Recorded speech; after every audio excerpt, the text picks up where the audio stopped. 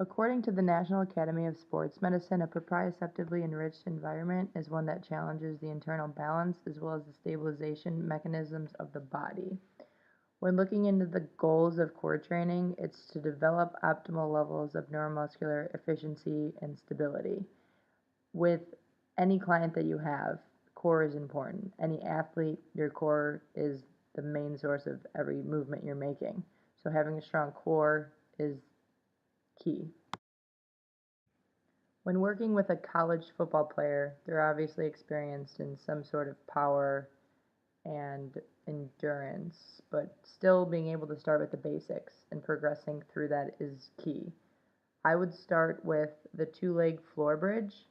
Common mistakes with the floor bridge is raising the hips too far up, hyperextending the low back. This will cause pressure on the lumbar spine. When you're doing a two-leg floor bridge, you want to have your feet on the ground about shoulder width apart, and you're lifting the pelvis off the floor until your knees, your hips, and your shoulders are in line. And you slowly lower back down. When it comes to the floor prone cobra, you're going to be laying prone on the floor. When you're performing this exercise, it's important to activate the glute muscles, and you want to pinch your shoulder blades together. The chest should be lifted off the floor, and thumbs should be facing up while your arms externally rotate. The last of the core stabilization exercises would be the plank. You don't want to hyperextend the back when you're in a plank. You want to try to keep a flat back at all times. You can do it from your forearms and you can do it from your hands, whatever is comfortable for the athlete. You want to lift the body off the ground, keeping just the hands or forearms as well as the toes on the ground. You want to have a straight line from your head down to your toe. And I would start by holding for about 30 seconds for that.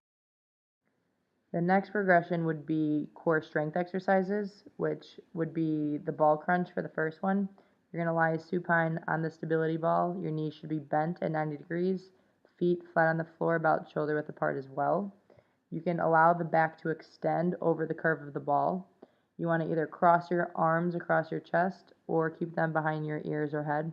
You don't want to put strain on your head or neck, so make sure it's all your core that's being used. You're going to crunch up slowly, raise the shoulder blades off the ball, then you'll slowly lower back down. And you'll continue that multiple times. If it's too easy for the athlete, I'll progress it by having them raise their arms over their head. While they're performing this, their chin should be tucked the whole time so there's no stress on the cervical spine. With the back extension exercise, you'll lay prone on a back extension bench with your legs straight, shoulder width apart. You want to make sure that the pads on the back extension bench are even with about your hips. They should be on your thighs. In order to perform this, you'll activate the glute muscles. You'll tuck your chin, retract your shoulder blades.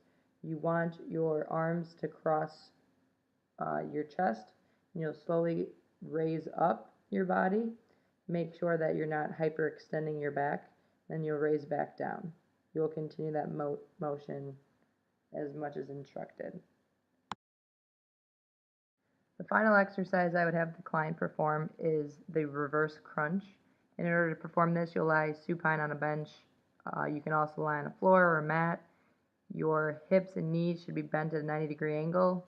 Feet will go in the air. Hands can be gripping the bench or just alongside your head.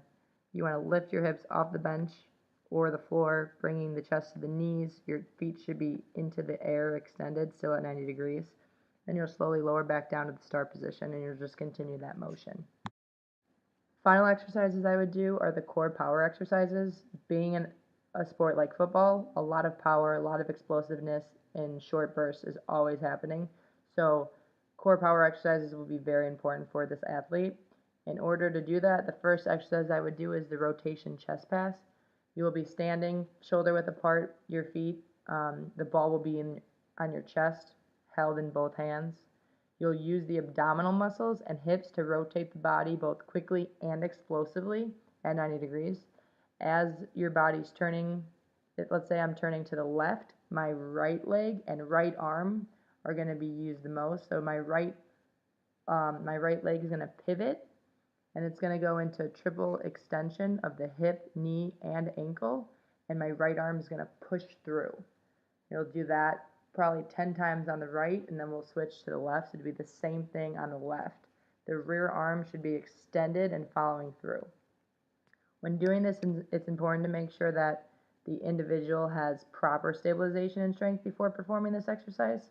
Being the case that it's a football player and that you're progressing from stabilization and then continuing on progressing to the core strength and then to the power, it should be, but again, make sure that the form is correct. You don't want to have the athlete get injured. The final exercise I would use would be the ball medicine ball pullover throw. For this, the client will lie on the stability ball with knees bent at 90 degrees, arms overhead, holding the stability ball that is between probably 5 to 10% of the body weight. As it progresses, we can increase that weight, but to start, we'll start around probably 5 to 10%. As they crunch forward, the medicine ball will go overhead and it's thrown forward against the wall. The athlete will catch it and then repeat the process, bending back down, throwing it back up again. There needs to be proper extensibility of the lats in order to perform this exercise. Otherwise, there will be low back shoulder injury. The athlete will spend about 4 weeks in the stabilization as well as the core strength exercises, and we will progress from there to the power exercises. The two that I mentioned are the two that I would start with. Any kind of exercise that you include a medicine ball of some sort will help with the stability and the core muscles especially, as well as whatever other muscles are being used for the exercise. So it's extremely beneficial for the athlete in the form of strength, power, all of that.